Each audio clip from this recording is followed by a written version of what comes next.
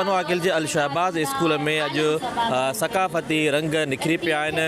हिन मौक़े ते आयल महिमान जो छा चवणु अचो तव्हांखे ॿुधाईंदो। सिंध जा ॻोठ शहर प्यारा, सिंध जा ॻोठ शहर प्यारा, खुशबू वारा वण सारा, सिंध में मुंहिंजो साव रहे थो, सिंध में मुंहिंजो साव रहे थो, सिंध खे ख़ुशि रख मौला प्यारा। सब खां पहिरियां पूरी दुनिया में रहंदड़ सिंधियुनि खे कल्चर डे जूं लख लख वाधायूं हुजनि ऐं ख़ासि तौर ते सिंध टीवी वारनि जेको हिकिड़ो स्लोगन रखियो आहे त मज़लूम नियाणियुनि जे साथ जे हवाले सां तमामु ज़बरदस्त स्लोगन आहे। उन्हनि खे जस हुजे सिंध टीवी जे पूरे सतह खे। उन्हनि हमेशह जेको आहे औरतुनि मज़लूम औरतुनि जो साथ ॾिनो आहे, उन्हनि जे इशूज़ खे हाईलाइट कयो आहे। सिंधी टोपी ऐं अजरक जो हे ॾींहुं आहे त मां इलाही ख़ुशी थी थिए ऐं इलाही माण्हू हिन ॾींहंनि खे मल्हाइनि था। कुझु मच कचहरी जे हिन में मल्हाइनि था, कुझु स्कूलनि में प्रोग्राम था थियनि ऐं कुझु पंहिंजे ऑफिसनि में आहिनि। असांजो आलमी ॾींहुं आहे सिंध जो, त पोइ मां सभिनीनि खे दावा ॾियणु चाहींदसि। सिंध सकाफ़त मल्हाए रहिया आहियूं।